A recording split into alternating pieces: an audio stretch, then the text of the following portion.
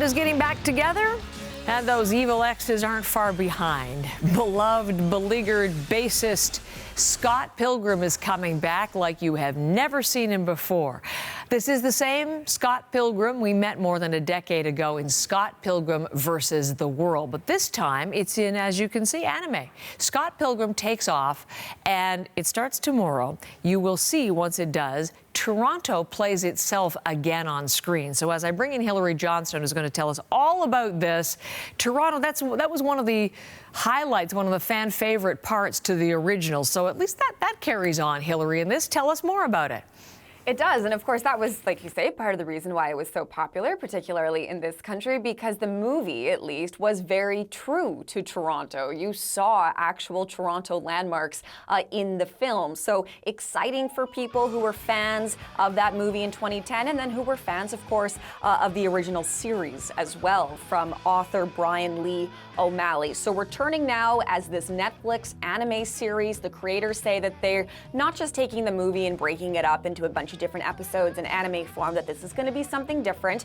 Of course, Scott has this love interest of Ramona Flowers, and in order to win her over and to date her, he has to take on her 7 evil exes. And according to the creators of this, they're really going to try and dive deeper into those exes, into those characters. Who are they?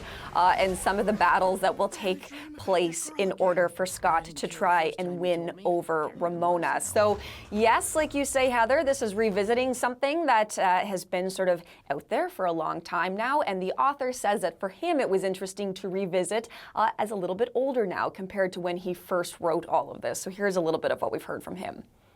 I'm older now, and I'm kind of looking at a different scope of life, and I always kind of look at it like Scott Pilgrim. I started out when I was like 24, 25, and I was finished when I was in my early 30s, just over 31, and it's like I came back.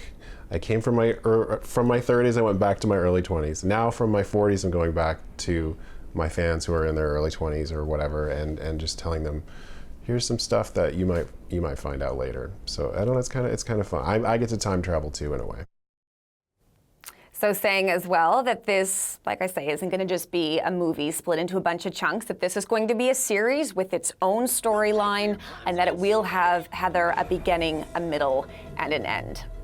You know, as I look at some of those original scenes, I remember Eli giving it a 5-star rating, 5 out of 5. So he loved this, and I'm sure other fans did as well. What do you think is the appetite for more Scott Pilgrim? It seems that people want more, that's for sure, and it's going to be a lot of the same cast, which is pretty remarkable when you consider that a lot of these actors have gone on to become really famous ever since 2010. Michael Cera, of course, has had a lot of success. Think about Kieran Culkin as well, who went on to Succession, just as one example. Chris Evans is another example there.